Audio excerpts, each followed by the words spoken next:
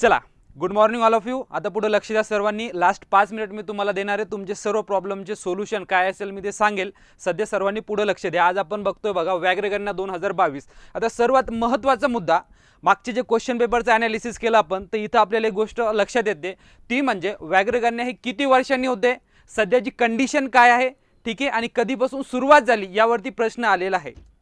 ठीक आहे, थोडंसं बॅकग्राऊंड लक्षात घेत चला. आता बघा व्याघ्रगणना 2022चा जर विचार केला तर नुकतंच बघा याला किती वर्ष होत आहे, 50 वर्ष पूर्ण झाल्यानिमित्त. म्हणजे 1973 मध्ये प्रोजेक्ट टायगर या नावाने आपण एक किती 50 वर्ष पूर्ण झाले.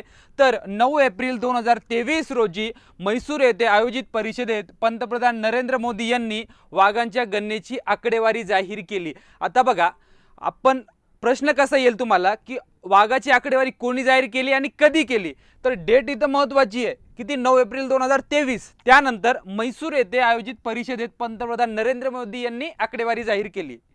क्लिअर, दोन्ही मुद्दे व्यवस्थित लक्षात घ्या. त्यानंतर व्याघ्र संवर्धनासाठी आराखडाही त्यांनी तिथे प्रसिद्ध केलाय. आणि कशानिमित्त केलंय हे, व्याघ्रगणनेलाही किती 50 वर्ष पूर्ण होत आहे. आणि अजून एक महत्त्वाचा मुद्दा म्हणजे राष्ट्रीय व्याघ्र संवर्धन प्राधिकरण, ज्याला NTCA असं म्हणतो आपण, नॅशनल टायगर कन्झर्वेशन अथॉरिटी, जे NTCA शॉर्ट फॉर्म आहे, ही काय करत असते, 2006 पासून व्याघ्रगणना करत असते. कधीपासून, 2006 पासून. आणि प्रोजेक्ट टायगर विचारलं गेलं तर 1973 लक्षात ठेवा. दोन्हीमध्ये फरक आहे. गणना ही 2006 पासून होतो आणि कधीपासून केली जाते, 6 पासून. किती वर्षांनी केली जाते असा जर प्रश्न आला ती असेल 4 वर्षांनी. 4 वर्षे, हा मुद्दा व्यवस्थित लक्षात घ्या. ओके, 4 वर्षे. आता अजून फॅक्ट डाटा जर बघितला आपण तर हे 50 वर्षे पूर्ण झाल्याच्या निमित्ताने आपण काय केलं, 50 रुपयाचं नाणं प्रकाशित केलंय. किती रुपयाचं, 50 रुपयाचं. आता या नाण्याचं एक महत्त्वाचा मुद्दा लक्षात ठेवा, तो म्हणजे या टाईपचं ते नाणं असेल बघा, यामध्ये जवळपास 50% चांदी, 40% तांब आणि 5% निकेल आणि जस्त आहे. म्हणजे एकंदरीत जर धातू विचारले गेले तर 4 धातू यामध्ये आहे. ठीक आहे, 4 कोणकोणते, चांदी, तांबे, निकेल आणि जस्त. जर टक्केवारी विचारली गेली तर यामध्ये सर्वात जास्त चांदी आहे, ती म्हणजे 50%, आणि तांबे आहे 40% आणि 5% निकेल आणि जस्त. ओके, हा मुद्दा क्लिअर. त्यानंतर बघा प्रोजेक्ट टायगरला 50 वर्ष पूर्ण झाल्यानिमित्त, हेच बोललो मी तुम्हाला अगोदर, 1973 पासून तर आतापर्यंत किती 50 वर्ष होतात. ठीक आहे, आणि हे 50 वर्ष पूर्ण झाल्याच्या निमित्त केंद्र सरकारने काय केले, 50 रुपयाचं नाणं प्रकाशित केले. आणि याचं जर आकार बघितला आपण तर 44 मिमी आहे, 44 mm आहे. आणि वजनाचा विचार केला तर 35 ग्रॅम, 35 ग्रॅम. ओके, हा फॅक्ट डाटा सुद्धा लक्षात ठेवा. सरळ सरळ प्रश्न येऊ शकतो तुम्हाला की प्रोजेक्ट टायगरला 50 वर्ष झाल्यानिमित्त केंद्र सरकारने किती रुपयाचं नाणं प्रकाशित केलं, हे तर सोपाच प्रश्न आहे, 50 हे येणारच आहे. पण थोडंसं डीपमध्ये गेल्यानंतर धातूची टक्केवारी तुम्हाला विचारली जाऊ शकते किंवा नाण्याचं वजन तुम्हाला विचारलं जाऊ शकते, तर तुम्हाला माहीत असणं गरजेचं आहे ते किती, 35 ग्रॅम. आणि आकार विचारला गेला तर आकार लक्षात ठेवा 44 mm. क्लिअर, चला, यस ऑर नो, इथपर्यंत क्लिअर का. नेक्स्ट आहे बघा IBCA. आता IBCA काय आहे, याचं फुल फॉर्म सर्वात आधी लक्षात ठेवा, इंटरनॅशनल बिग कॅट्स अलायन्स. आता ही नुकतीच एक अलायन्स आपण आपल्या इनिशिएटिव्हने, म्हणजे आपले पंतप्रधान नरेंद्र मोदी यांनी काय केले, जुलै 2019 मध्ये आशियातील अवैध शिकार व वन्यजीव व्यापाराला काटेकोरपणे आळा घालण्यासाठी एक संस्था असली पाहिजे. ठीक आहे, म्हणून त्या दृष्टिकोनातून IBCA ची स्थापना करण्यात आली. तर IBCA ची स्थापना वर्ष 2023 आहे, पण स्पेसिफिक डेट लक्षात ठेवा, 9 एप्रिल 2023. किती, 9 एप्रिल 2023. आणि प्रस्ताव कोणी केला होता, भारतानेच केलाय. कधी, 2019 मध्ये. आणि स्थापना कधीची, 2023 ची. फुल फॉर्म लक्षात ठेवा, international big cats alliance. Okay, IBCA. मुद्दा क्लिअर. त्यानंतर आता IBCA ही संघटना काय करत असते, याचं काम काय. ठीक आहे, कामात जर बघितलं आपण तर मार्जर कुळातील वाघ, सिंह, बिबट्या, हिमबिबट्या, प्युमा, जाग्वार आणि चित्ता या 7 प्रजातीच्या संवर्धनावर लक्ष केंद्रित करेल. ही जी संघटना आहे IBCA, ही काय करेल, हे जे 7 प्रजाती आहे याचं संवर्धन, संरक्षण करण्यासाठी लक्ष केंद्रित करेल. आणि हे प्राणी असलेले सर्वच देश या IBCA चे सदस्य असणार आहे. आता टोटल जर संख्या विचारात घेतली, जवळपास 97 97 देश सध्या कोण आहे याचे सदस्य आहे. नुकताच नेपाळ हा याचा सदस्य बनलेला आहे. हा एक मुद्दा व्यवस्थित लक्षात घ्या. आणि 7 प्राणी कोणकोणते हा एक मुद्दा महत्त्वाचा आहे, ते म्हणजे वाघ, सिंह, बिबट्या, हिमबिबट्या, प्युमा, जाग्वार आणि चित्ता. क्लिअर. जर या संघटनेचे सदस्य विचारले गेले तर 97 हा आकडा लक्षात ठेवा सध्याच्या कंडिशनला. आणि नुकताच नेपाळ हा सुद्धा सामील झालेला आहे. स्थापना लक्षात ठेवा 9 एप्रिल 2023 ची. क्लिअर. हा मुद्दा क्लिअर झाला असेल. हो 10 मिनिटं झाले फक्त.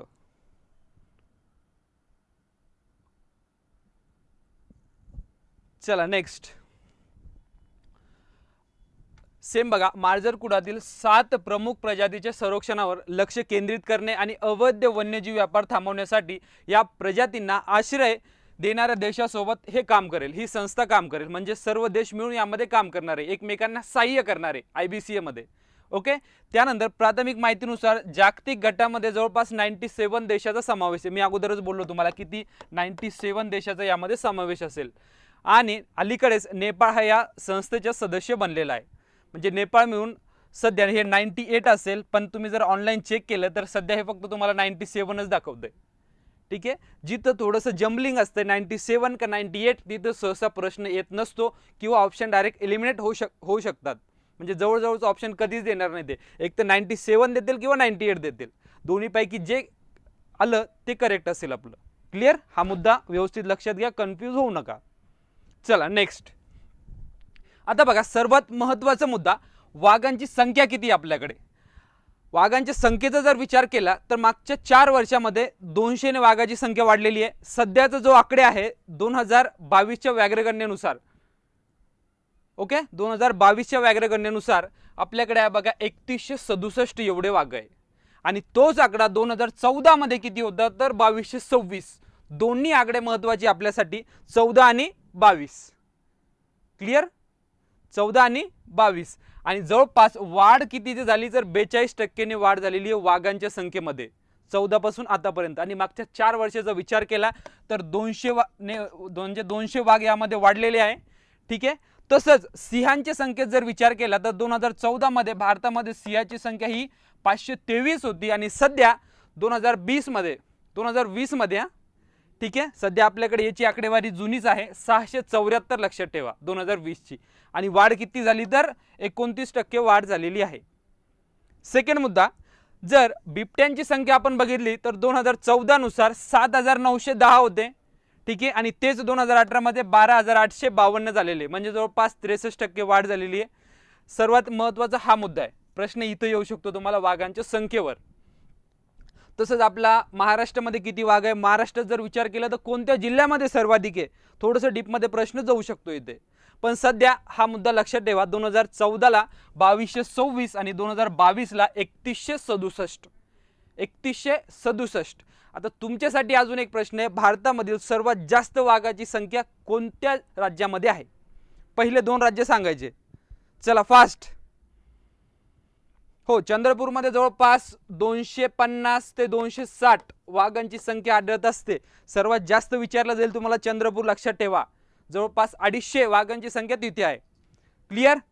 हो MP मध्ये आकडा सांगा. चला फास्ट.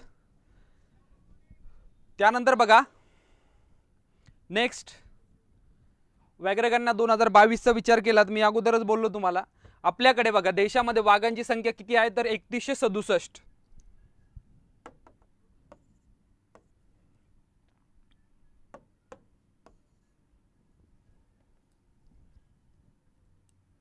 चला कमेंट्स करा फास्ट.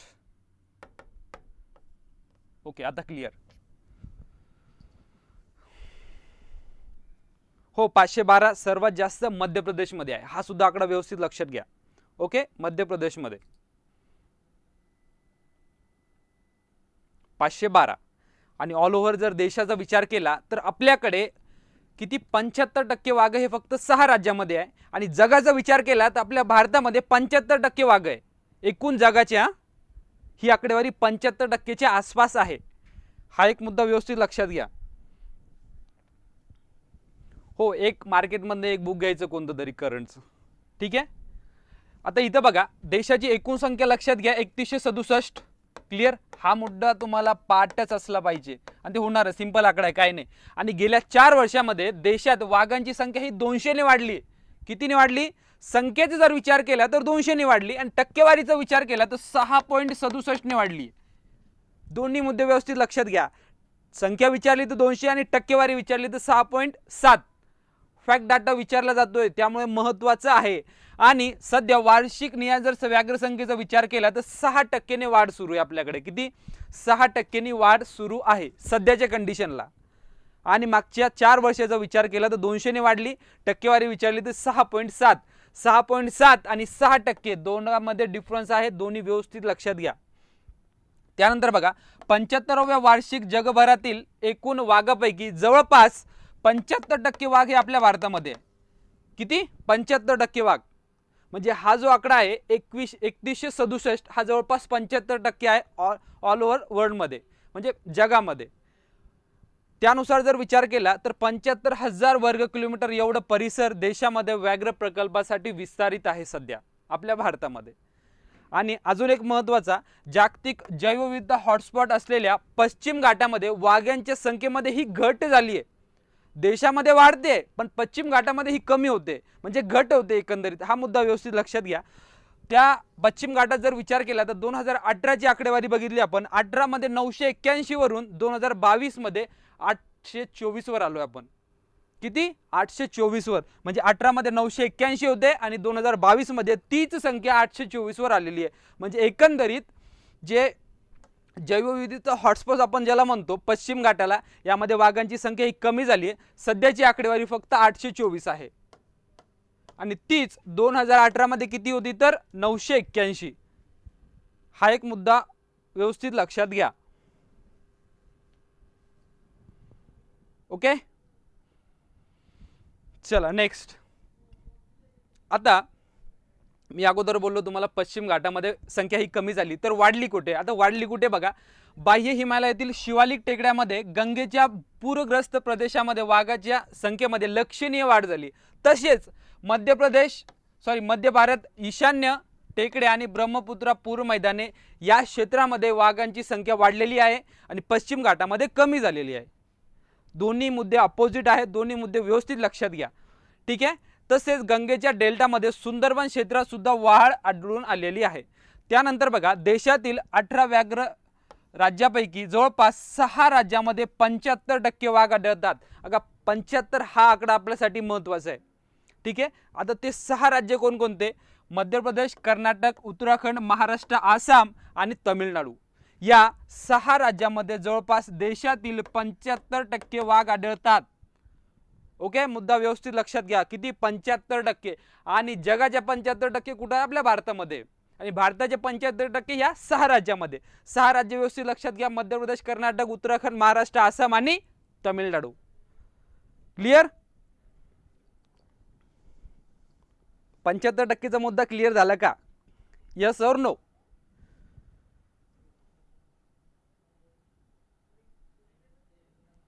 PDF मी फक्त वाचण्यासाठी देणार आहे तुम्हाला, प्रिंट करण्यासाठी नाही. प्रिंट करण्यासाठी तुम्हाला फार कॉस्टली जाईल ते. त्यापेक्षा तुम्ही एक 60-70 रुपयाचं बुक घेऊन टाका, आपलंच आहे, काय प्रॉब्लेम नाही. सर्व डाटा कव्हर केलाय. चला फास्ट कमेंट्स करा सर्वांनी.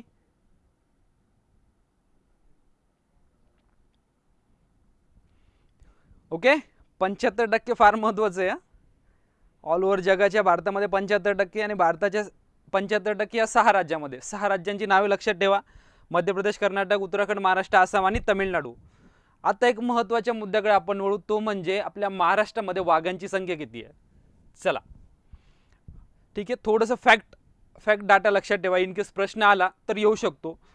बघा 2006 मध्ये, म्हणजे व्याघ्रगांनी आपण स्टार्ट कधी केली? 2006 पासूनच, आणि दर 4 वर्षांनी करत असतो.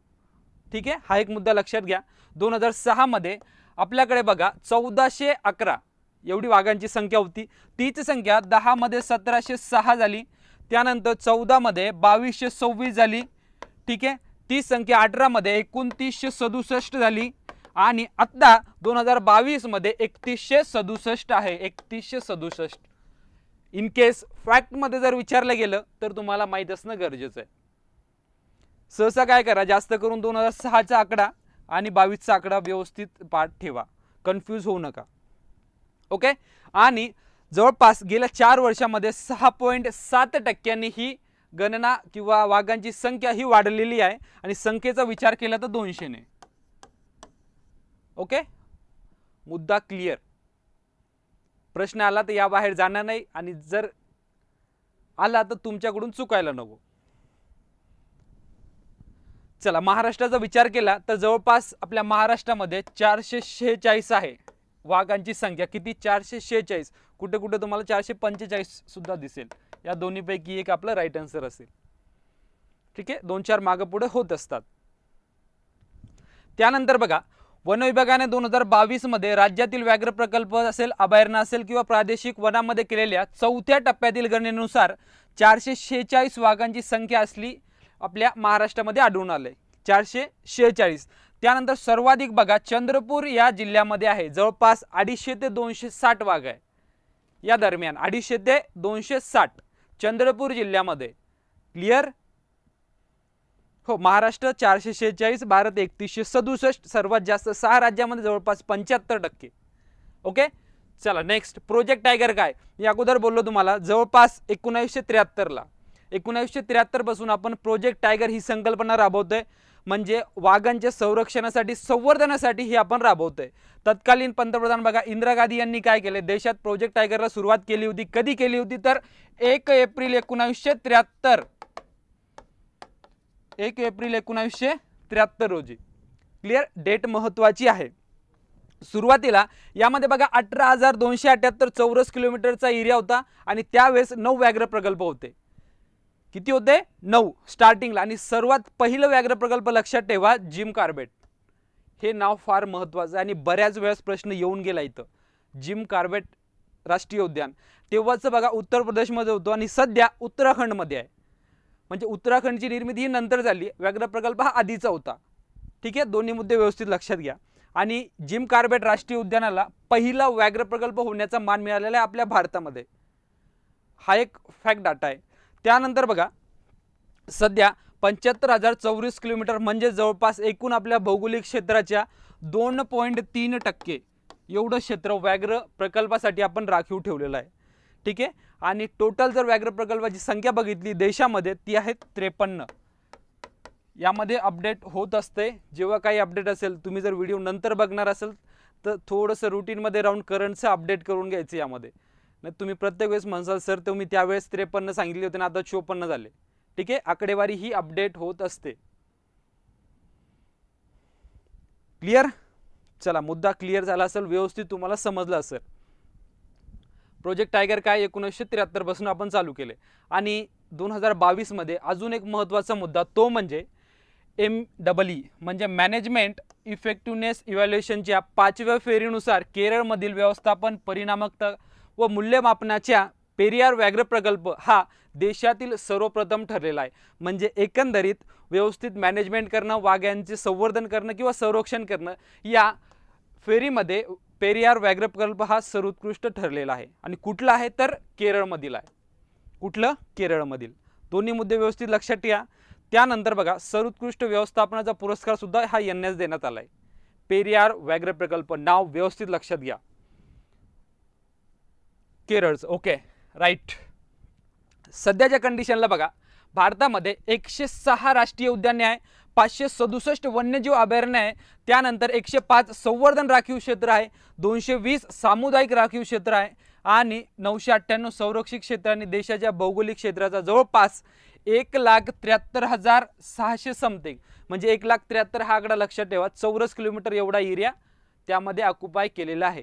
टक्केवारी जर विचारली गेली तर 5.28.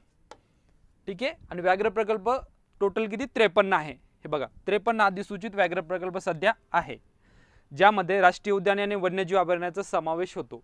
हा फॅक्ट डाटा आहे. चला, व्याघ्र गणना 2022 क्लिअर का? कोणाला काही प्रॉब्लेम लगेच कमेंट्स करा. आता सर्व इन डिटेल आपण कव्हर केले बघा. प्रोजेक्ट टायगर काय आहे, 50 वर्ष झाल्यानिमित्त 50 रुपयाचं नाणं आपण प्रकाशित केलं, त्याचं वजन किती आहे, ठीक आहे, त्याचा आकार किती आहे, त्यामध्ये कोणकोणते धातू आहे, प्रोजेक्ट टायगर कधीपासून सुरुवात करण्यात आली, सध्या महाराष्ट्रामध्ये वाघांची संख्या किती, कोणत्या जिल्ह्यामध्ये आहे, ठीक आहे, त्यानंतर सर्वात पहिलं राज्य कोणतं, सर्वात जास्त संख्या असलेली. ओके, सर्व क्लिअर. कुठं संख्यांची वाढ झाली, कुठं संख्येमध्ये ही कमी झाली, हे सुद्धा आपण बघितलंय.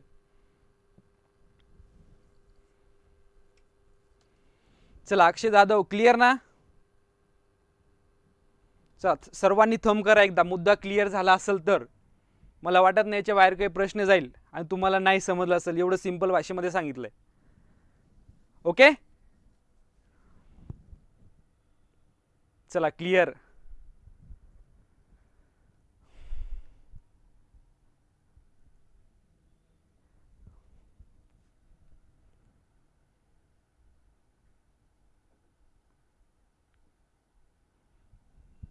हो PDF देईल.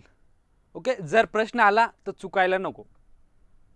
एवढं करून सुद्धा जर तुमचं चुकलं तर मग तुम्ही स्वतः जबाबदार असणार. एक एक. ओके, गणेश माने ठीक आहे, चालेल, क्लिअर.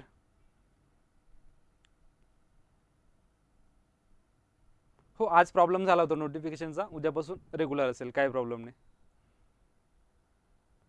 बाकी लेक्चर एकदम क्लिअर.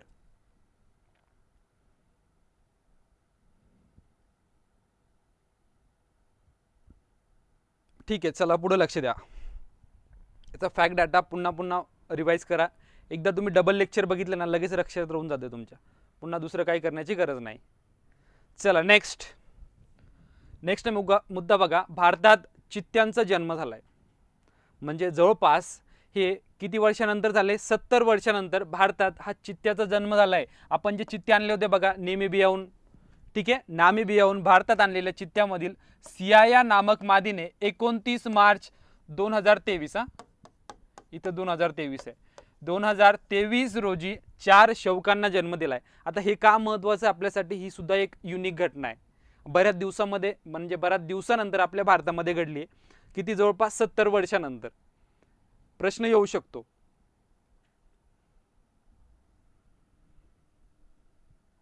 हो 4 शौक. हा मोदीजी जे चित्ते घेऊन आले होते ना, ते फोटो वगैरे काढला होते नि तेच चित्ते ते. त्यापैकी 3 पाठीमागेच मरण पावले आणि आत्ता एक 2-4 दिवसा अगोदर परत 2 मरण पावले.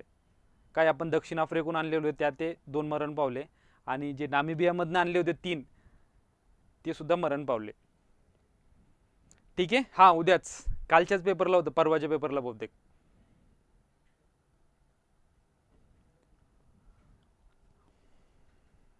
काय करतात आहे, म्हणजे आपल्याकडचं जे एन्व्हायरमेंट आहे हे त्यांना सूट होईना.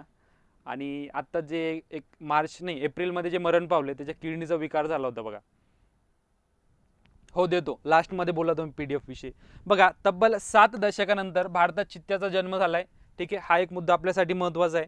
पंतप्रधान नरेंद्र मोदी यांच्या वाढदिवशी कधी 17 सप्टेंबर 2022 रोजी नामिबियाहून 8 चित्ते भारतात आणण्यात आले होते. स्टार्टिंगला डेट महत्त्वाची आहे, 17 सप्टेंबर 2022. फॅक्ट लक्षात ठेवा. आणि किती चित्ते आणले होते त्यावेळेस, 17 तारखेला. त्यानंतर तर आपण दुसरे आणलेच, पण त्यावेळेस किती आणले होते, 8 चित्ते. हा एक आकडा लक्षात ठेवा.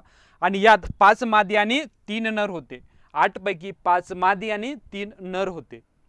क्लिअर.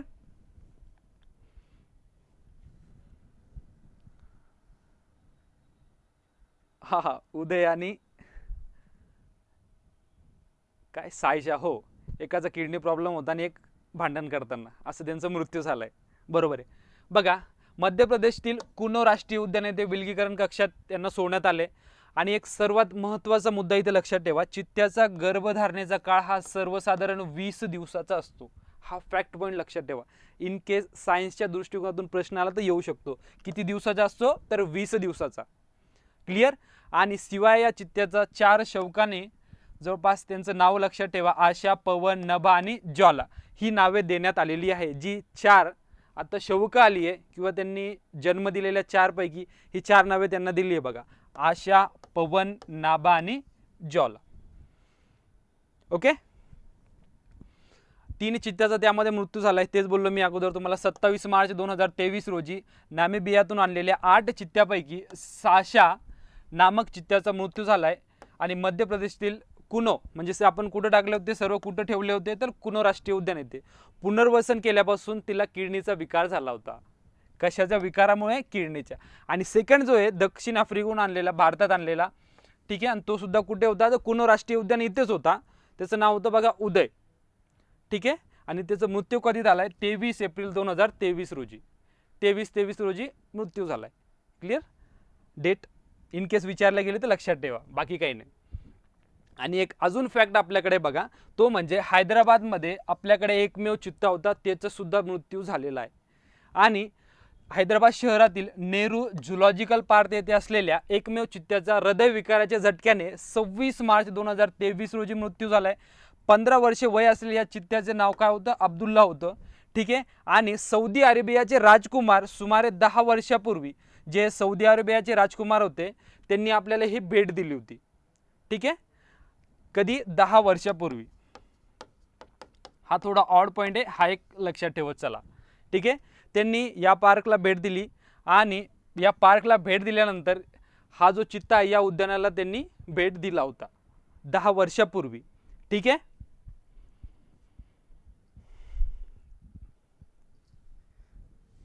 अशा पण शेजारच्या गल्लीत राहते होते महेश. ठीक आहे, चला नेक्स्ट. चित्त्याविषयी आपण थोडंसं व्यवस्थित बघितलंय. जर प्रश्न आला तर चुकायला नको. क्लिअर. चला नेक्स्ट आहे बघा, अरवली पर्वत. आता हा फार चर्चेचा विषय आहे सध्या तरी, अरवली पर्वत. ओके, अरवली ग्रीनवॉल प्रकल्प या विषयी जे PCMCचे पेपर झाले त्यामध्ये त्याची लांबी विचारली गेली होती बघा. म्हणजे कुठून हा कुठपर्यंत अरवली पर्वत आहे, त्याच्या पश्चिमेकडे कोणते प्रदेश येतात आणि पूर्वेकडे कोणते प्रदेश येतात.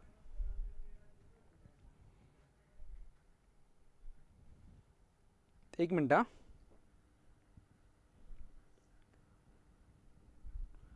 ठीक आहे, बघा जी अरवली ग्रीनवॉल प्रकल्प आहे, आपण हा कोणाच्या धर्तीवर राबवतो असा प्रश्न सिंपल येऊ शकतो. तो म्हणजे आफ्रिकन ग्रीनवॉल कार्यक्रमाच्या धर्तीवर संकल्पित असलेला अरवली ग्रीनवॉल प्रकल्प उद्घाटन हे 25 मार्च 2023 रोजी करण्यात आले.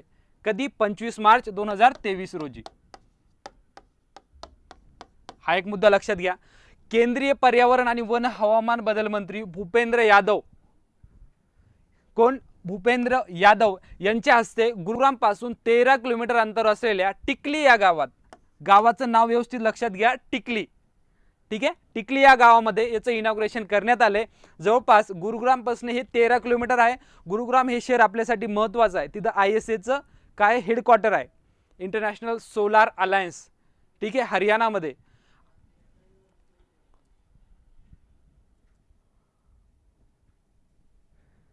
हा, पुढे लक्ष द्या सर्वांनी आता. ओके, हो, टिकली गुरुग्राम पासून जवळपास 13 किलोमीटर आहे. बघा, अरवलीचा जर विचार केला तर पूर्वेकडील गंगेच्या खोऱ्यात थर वाळवंटाचा विस्तार होणे व रोखण्यात मोलाची भूमिका हे राबवणारे कोण. ठीक आहे, अरवली ग्रीनवॉल प्रकल्प.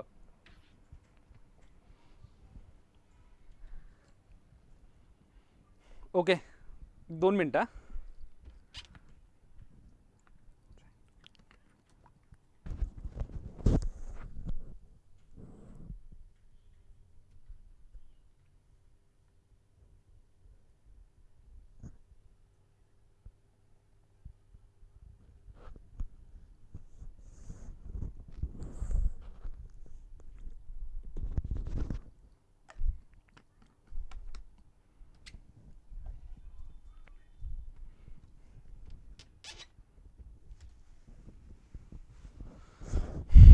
चला, ठीक आहे. आता बघा, जो अरवली ग्रीनवॉल प्रकल्प आहे हे इनॉग्रेशन कधी केलंय, 25 मार्च 2023 रोजी. कोणी केले, भूपेंद्र यादव यांनी. आणि कोणत्या गावी केले, तर टिकली या गावी. मुद्दा क्लिअर इथपर्यंत. त्यानंतर बघा, पूर्वेकडील गंगेच्या खोऱ्यात जे थर वाळवंट आहे राजस्थानमध्ये, त्याची ही दिवसेंदिवस वाढ होते. त्याचं वाढ रोखण्यासाठी आणि वनांचं संवर्धन करण्यासाठी आपण हे काय करतोय, ग्रीनवॉल प्रकल्प राबवतोय. कोणाच्या धर्तीवर असं विचारलं गेलं तर आफ्रिकन ग्रीनवॉल आहे बघा, त्याच धर्तीवर आपण हा प्रकल्प राबवतोय. आता बघा, अरवली रांगेचे संवर्धन करण्यासाठी 5 किलोमीटरचं बफर झोनमध्ये हिरवाई फुलवण्यासाठी अरवली ग्रीनवॉल प्रकल्प, ठीक आहे, हा विशेष प्रकल्प हाती घेण्यात आलेला आहे. म्हणजे एकंदरीत त्या क्षेत्रामध्ये ते झाडे लावणे, ठीक आहे, फुले वगैरे लावणे आणि जिथं थर वाळवंट वाढत चाललंय त्याची मर्यादा ही कमी करण्यासाठी हा प्रकल्प युजफुल ठरेल. आता बघा, हा अरवली पर्वत आहे, जवळपास गुजरात, राजस्थान, हरियाणा आणि दिल्ली या क्षेत्रामध्ये तो येतोय. आता बघा, त्याचा पश्चिमेचा जर विचार केला, पश्चिमेकडील भागामध्ये अरवली प्रदेशच्या, ठीक आहे, थर वाळवंट आहे, एकदम पूर्णपणे वाळवंट आहे. इथं इथं थर वाळवंट आहे राजस्थानचा आणि गुजरातचा काही भाग, तसेच हरियाणाचा काही भाग. पण पूर्वेकडे जर बघितलं तर गंगेचं मैदान आहे, म्हणजे मैदानी प्रदेश आहे, तिथं फार सुपीक जमीन आहे. आणि तेच पश्चिमेकडे एकदम वाळवंट आहे. हा दोघांमधील डिफरन्स लक्षात ठेवा.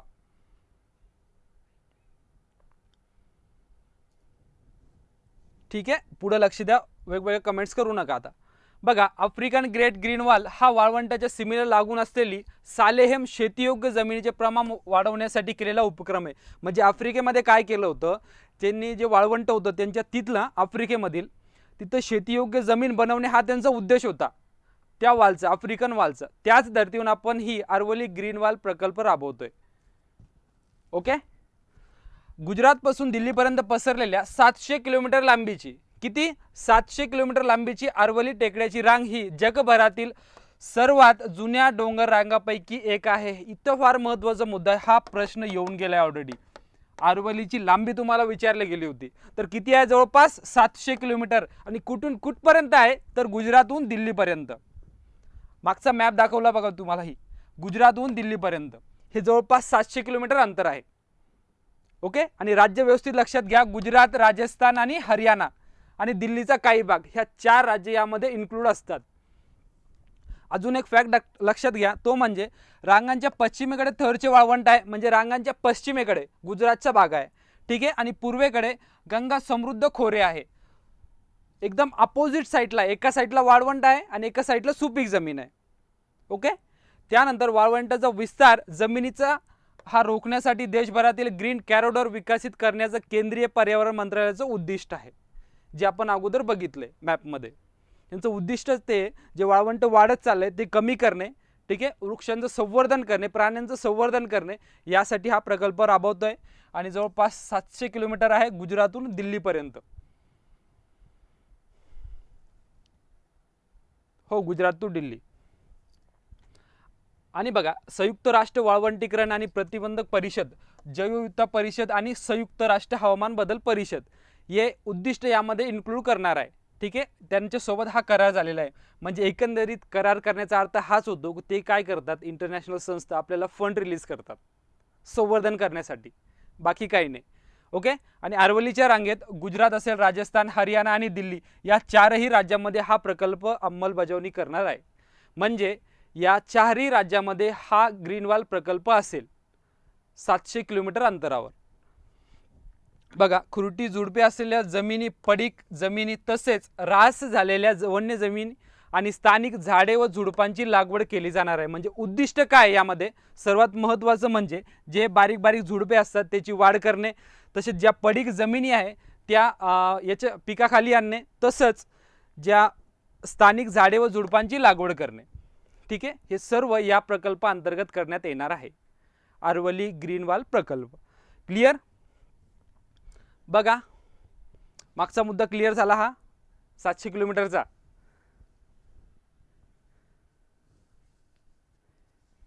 Yes or no.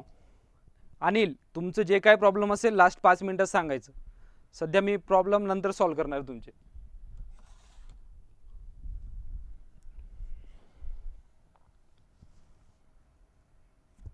फार महत्त्वाचं लेक्चर चालू आहे, व्यवस्थित सर्वांनी पुढे बघा, फालतू कमेंट्स करू नका. हो, इन केस डेट वाढू शकते, पण आजचा दिवस आहे ना, फॉर्म भरून टाका, कशाला रिस्क घ्यायची. आणि प्रॉब्लेम सर्व सॉल्व्ह झाला आहे, त्याला डिझा साईट व्यवस्थित चालू आहे.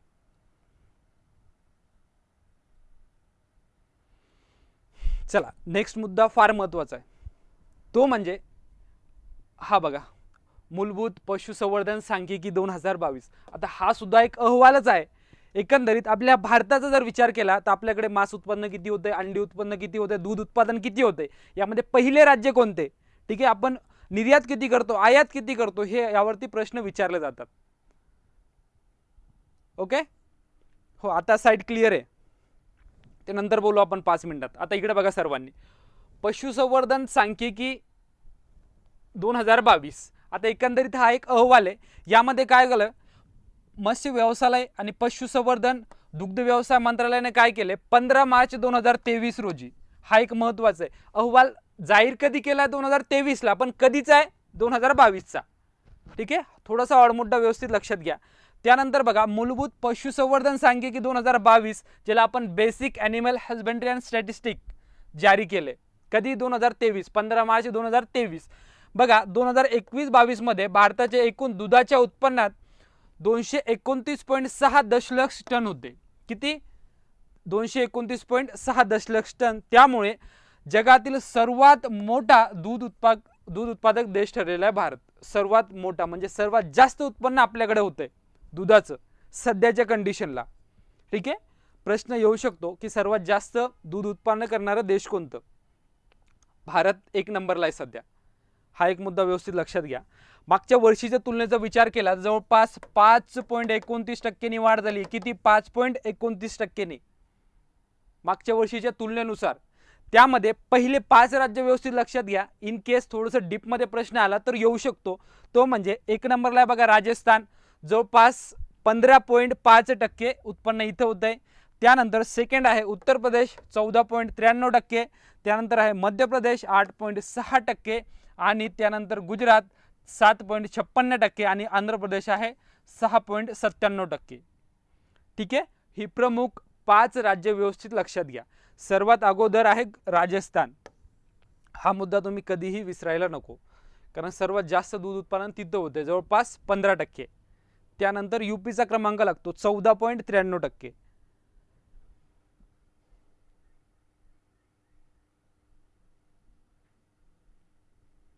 बरं, ठीक आहे, हा मुद्दा क्लिअर. दुधाचा सर्वात जास्त उत्पन्न ऑल ओव्हर जगाचा जर विचार केला तर भारतामध्ये होतंय, आणि भारताचा विचार केला तर कोणत्या राज्यामध्ये होतंय? राजस्थानमध्ये. सेकंड आहे उत्तर प्रदेश. मिनिमम 2 तरी लक्षात ठेवा, प्रश्न आला तर चुकायला नको. टक्केवारी लक्षात ठेवा, चला 15%. आता पुढील मुद्दा बघा, अंडी उत्पादन. हा एक फॅक्ट डाटा आहे. आता तुम्ही जर लेक्चर बघत असाल तर एक छोटीशी नोट्स बनवायची. प्रश्न 100% येणार, कोणत्या ना कोणत्या शिपला तुम्हाला इथं दिसणार आहे. अहवाल फार महत्त्वाचा आहे, आणि प्रोजेक्ट टायगर सुद्धा, म्हणजे अगोदरचं व्याघ्रगणनेचा अहवाल बघितला आपण, तो एक सुद्धा फार महत्त्वाचा आहे. ओके, इथं बघा 2021-22 मध्ये देशात 129.60 अब्ज एकूण अंडी उत्पादन झाले. आता तुम्हाला हे नाही विचारणार इथं ते अब्ज म्हणजे किती झाले, तुम्हाला मागील वर्षीच्या तुलनेत जवळपास 6.19% वाढ झाली यामध्ये. ठीक आहे, 6.19%. आणि देशांचा राज्यांचा जर विचार केला तर आंध्र प्रदेश हे 1 नंबरला आहे, जवळपास 20.41%. किती? 20.41%. त्यानंतर सेकंड क्रमांकावर आहे बघा तमिळनाडू, थर्ड आहे तेलंगणा, फोर्थ आहे पश्चिम बंगाल आणि फिफ्थ आहे कर्नाटक. पहिले 2 तरी पाठ ठेवा, आंध्र प्रदेश आणि तमिळनाडू. अंडी उत्पादनामध्ये दुधाचा विचार केला तर राजस्थान. इथं कन्फ्यूज होऊ नका आता राज्य लक्षात ठेवताना.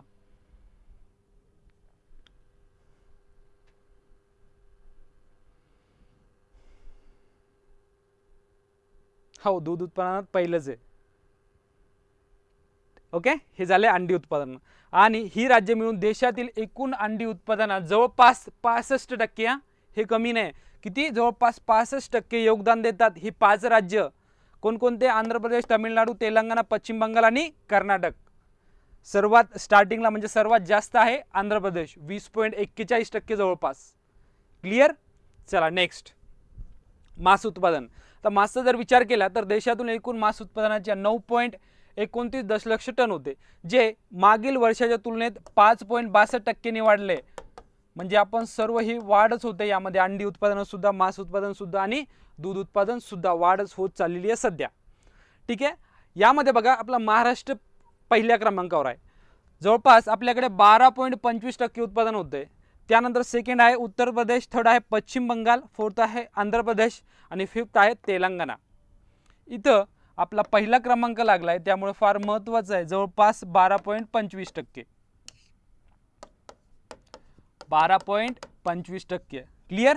जर प्रश्न विचारला गेला की मांस उत्पादनामध्ये सर्वात पहिले राज्य कोणते, म्हणजे सर्वात जास्त उत्पादन कुठे होते, तर महाराष्ट्रामध्ये होते.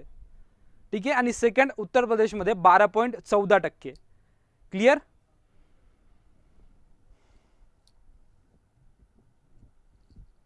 अच्छा, सचिन पवार साईडला सरकचं, बरोबर, ठीक आहे. चला, सेकंड मुद्दा आहे लोकर उत्पादन. आता लोकर बघा 2021-22 मध्ये देशात एकूण 13.33 टन 13,000 टन हे उत्पन्न होतं. कधी? 2021-22ला. पण या तुलनेत सध्याच्या कंडिशनमध्ये 10.30% कमी झालं. हे म्हणजे मागचे जे आपण बघितले सर्व उत्पन्न हे वाढलेले होते, पण लोकर हे कमी झालेलं आहे. हा एक ऑड पॉईंट लक्षात ठेवा. आणि ते कितीने कमी झाले? 10.30% कमी झाले. ओके, 10.30% मागच्या वर्षीच्या तुलनेत. आता यांचा जर विचार केला तर सर्वात जास्त उत्पन्न घेणारे राज्य बघा राजस्थान, जवळपास 45.99%. ठीक आहे, 45.99% सर्वात जास्त लोकर उत्पन्न इथं होत असतं. सेकंड आहे जम्मू काश्मीर 23.19%. आपल्याला इथं थोडंसं जम्बलिंग होऊ शकतो, कारण का आपल्याला माहिती आहे सर्वात जास्त ते मेंढा वगैरे कुठे आहे? जम्मू काश्मीरमध्ये. म्हणजे पहिलं राज्य कोणतं असेल? आपण एक गेस लावू शकतो आपल्या हिशोबाने, ते असेल जम्मू काश्मीर. पण तसं नाहीये, तर राजस्थान हे पहिलं राज्य आहे. टक्केवारी विचारली तर लक्षात ठेवा 45.99 म्हणजे जवळपास 46%च सर्वात जास्त उत्पन्न लोकरचं इथं होतंय. आणि मागच्या वर्षीच्या तुलनेत 10.30% आता उत्पन्न कमी झालंय आपलं. आणि बाकीचे जे बघितले आपण, दूध असेल, मांस असेल, अंडी असेल, याचं उत्पन्न हे वाढलेलं आहे, पण लोकर हे कमी झालंय. ओके, त्यानंतर गुजरातचा नंबर लागतो 6.12. ठीक आहे, त्यानंतर महाराष्ट्र आपला यामध्ये चौथ्या क्रमांकावर 4.78. महाराष्ट्र हा 4थ्या क्रमांकावर आहे. आणि नेक्स्ट मुद्दा एक, ठीक आहे, नाही हे संपले, आता अहवाल संपलाय. यामध्ये व्यवस्थित लक्षात घ्या, लोकर उत्पन्नामध्ये कमी झालेले थोडासा ऑड पॉईंट आहे. राजस्थान हे पहिलं राज्य आहे. आणि त्यानंतर मांस उत्पादनामध्ये जर विचार केला तर 5.62% ही वाढ झाली. ठीक आहे, इथं वाढ झाली. महाराष्ट्र हा पहिला राज्य आहे. त्यानंतर अंडी उत्पादनामध्ये सुद्धा वाढ झालेली आहे 6.19%. यामध्ये आंध्र प्रदेश हे पहिलं राज्य आहे. ठीक आहे, अंडी उत्पादनामध्ये. त्यानंतर दूध उत्पादनाचा जर विचार केला तर राजस्थान हे पहिलं राज्य आहे आणि यामध्ये सुद्धा वाढ झालेली आहे. ओके, आणि सर्वात महत्त्वाचा पॉईंट, आपण जगात प्रथम क्रमांकावर आहे. कशामध्ये? दूध उत्पादनामध्ये. म्हणजे ऑल ओव्हर जगाचा जर विचार केला तर आपल्याकडे जवळपास 229.6 दशलक्ष टन एवढं उत्पादन होत असते. आणि यामध्ये राजस्थान हे पहिलं राज्य आहे. चला, मुद्दा क्लिअर इथपर्यंत? Yes or no? फास्ट. चला, तानमोरसाठी संवर्धन राखीव क्षेत्र. आता बघा, हा एक महत्त्वाचा मुद्दा आहे. हे जो पक्षी आहे बघा तानमोर, तो फोटोमध्ये दिसत असेल तुम्हाला, भारतात आढळणाऱ्या आणि आता नामशेष होण्याच्या मार्गावर, म्हणजे याची संख्या ही कमी कमी होत चालली, हे जवळपास नामशेष होण्याच्या मार्गावर आहे. कोणता पक्षी? तानमोर. याने लेझर फ्लेरिकन हे इंग्लिश नाव आहे बघा त्याचं. या पक्षाला वाचवण्यासाठी राजस्थानमधील अजमेर येथे 939 हेक्टर गवताळ प्रदेशावर संवर्धन राखीव क्षेत्र घोषित करण्यात आलंय. कुठे? अजमेरमध्ये. आता अजमेर कुठे? राजस्थान. ठीक आहे, राज्य जर विचारलं गेलं तर राजस्थान लक्षात ठेवा, आणि स्पेसिफिकली जर तुम्हाला जागा विचारल्या गेली तर अजमेर लक्षात ठेवा. आणि किती हेक्टर आहे? तर 939 गवताळ प्रदेशावर संवर्धन राखीव क्षेत्र करण्यासाठी 10 एप्रिल 2023 रोजी अधिसूचना करण्यात आली. म्हणजे एकंदरीत ते घोषित करण्यात आले की अजमेर येथे या पक्षासाठी, ज्याचं नाव आहे तानमोर, याचं संवर्धनासाठी राखीव क्षेत्र असेल. मुद्दा क्लिअर? कुठे असेल? राजस्थानमध्ये. राजस्थानमधील अजमेर शहर येथे. ठीक आहे, आणि बस्टर्ड कुटुंबातील सर्वात लहान पक्षी असून पूर्वी तो भारतीय गवताळ प्रदेशात सहज आढळत होता, पण सध्या तो आढळत नाही कुठेही. त्याची संख्या आता कमी झालेली आहे. ठीक आहे, त्यानंतर बघा, मध्य प्रदेश, गुजरात, महाराष्ट्र, कर्नाटक, तेलंगणा, आंध्र प्रदेश आणि राजस्थान या राज्यामध्ये आता तो केवळ 250 ते 300 याच्या संख्येत आहे. म्हणजे त्याची संख्या कमी कमी होत एवढी कमी झाली. सध्या आपल्या देशामध्ये फक्त याची संख्या किती आहे? 250 ते 300. ठीक आहे, म्हणजे एकंदरीत हे नामशेष होण्याच्या मार्गावर आहे. क्लिअर? त्याचं पक्षाचं नाव व्यवस्थित लक्षात घ्या, तानमोर. International union for conservation and nature. आपल्या मागच्या लेक्चरमध्ये मी तुम्हाला सांगितलंय IUCN विषयी, म्हणजे नेमकी ही संस्था काय करत असते, वेगवेगळ्या प्राण्यांच्या, वनस्पतींच्या लिस्ट ही जाहीर करत असते. ठीक आहे, नामशेष होण्याच्या मार्गावर कोणते आहे, संरक्षित धोक्यामध्ये कोणते आहे, ठीक आहे, आणि नामशेष कोणकोणते झाले यांच्या लिस्ट असतात. बघा, राजस्थानमधील अजमेरच्या गवताळ प्रदेश हा मानवी वर्चस्व असलेल्या प्रदेशात टिकून राहिलेला शेवटचा पक्षी बरं का, शेवटच्या प्रजनन क्षेत्रापैकी हा एक आहे. आता याचे जे साथीदार होते म्हणजे या कुळातील जे पक्षी होते ते ऑलमोस्ट नामशेष झालेले आहे. ठीक आहे, तुम्ही थोडंसं सर्च करा ते तुम्हाला नेटला भेटेल. ओके, पक्ष्याचं नाव व्यवस्थित लक्षात घ्या फक्त, तानमोर. त्यानंतर बघा, जंगल तोडीत भारत दुसऱ्या क्रमांकावर आहे. म्हणजे इथं सुद्धा आपण किती सेकंडला आलोय जंगलतोडीमध्ये. सर्वात जास्त जंगलतोडी हे 1 नंबरला ब्राझीलमध्ये होते. ब्राझील नंतर हा आपला क्रमांक लागतो डायरेक्ट सेकंड क्रमांकावर. बघा, इंग्लंडमधील युटिलिटी वीडर या संस्थेने काय केलंय, मार्च 2023 मध्ये प्रसिद्ध झालेल्या संस्थेच्या अहवालानुसार जगभरात मोठ्या प्रमाणावर जंगलतोड वाढली आहे. त्यामध्ये आपण दुसऱ्या क्रमांकावर आहे. ठीक आहे, जवळपास 2015 ते 20 किती 2015 ते 20 या काळामध्ये भारतात जंगलतोडीमध्ये मोठ्या प्रमाणात वाढ झाली. गेल्या 30 वर्षातील ही सर्वाधिक वाढ होती. किती, मागच्या 30 वर्षातील ही सर्वाधिक वाढ होती. ती कधी केली आपण, फक्त या 5 वर्षामध्ये. त्यामुळे आपण सेकंड क्रमांकावर आलो ना, मुद्दा आहे. आता बघा, जर भारताचा विचार केला तर 6,68,400 हेक्टरवरील वनक्षेत्र हे कापले गेले. जर क्षेत्र विचारलं गेलं तर हा मुद्दा लक्षात घ्या, 6,68,000 क्षेत्र चौरस किलोमीटर हेक्टरवर एवढं क्षेत्राची आपण जंगलतोड केलेली आहे. म्हणजे ऑल ओव्हर देशामध्ये, मग ते कुठलं असेल, नॉर्थ ईस्ट असेल, महाराष्ट्राचं असेल किंवा खाली पश्चिमेकडील काही राज्याचं असेल, सगळ्यांचं मिळून आपण किती केले, 6,68,000. बघा, ब्राझील नंतर सर्वाधिक जंगलतोड. मी अगोदर बोललो तुम्हाला, ब्राझील हे देशातील जगातील पहिला देश आहे जिथे सर्वात जास्त जंगलतोड होते. बघा, ठीक आहे, ब्राझीलचा विचार केला तर 16,95,900 हेक्टरवर, किती 700 हेक्टरवर, 16,95,000. हा सुद्धा एक आकडा महत्त्वाचा लक्षात ठेवा, कारण ब्राझील हा पहिला देश आहे. ठीक आहे, म्हणजे आपल्याकडे किती आहे, 6,68,000 एवढं आपण जंगलतोड केले. म्हणजे एकंदरीत वनक्षेत्र सध्या कमी झालेलं आहे. मुद्दा क्लिअर. फॅक्ट प्रश्न येऊ शकतो तो म्हणजे भारताचा क्रमांक कितवा आणि पहिला देश कोणता. पहिला देश विचारला गेला तर ब्राझील लक्षात ठेवा, भारताचा क्रमांक हा दुसरा आहे. क्षेत्र विचारला गेलं तर 6,68,000 हेक्टरवरील वनक्षेत्र आपण कापले, म्हणजे आपणच जंगलतोड केली ना. ठीक आहे, त्यामुळे आपणच म्हणता येईल. आणि 1 नंबरला जे ब्राझील आहे, ब्राझील या देशामध्ये किती, जवळपास 16,95,700 हेक्टरवरील वनक्षेत्र कापण्यात आले. ते ब्राझीलच्या लोकांनी कापले. ठीक आहे, त्यामुळे ते पहिल्या क्रमांकावर आले. चला, क्लिअर मुद्दा.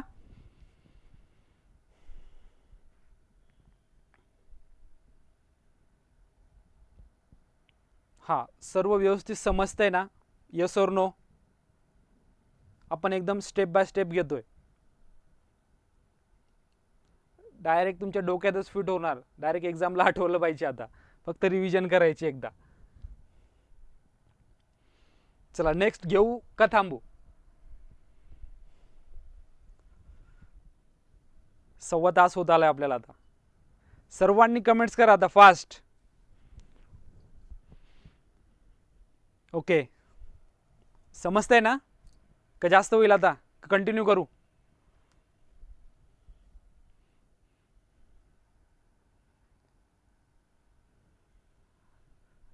अच्छा, थांबा थांबा.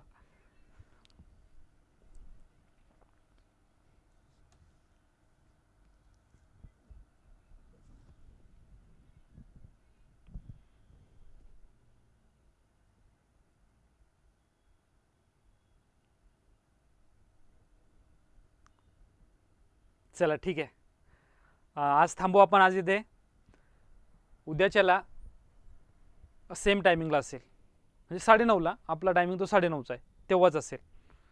ठीक आहे, हो हो योगेश.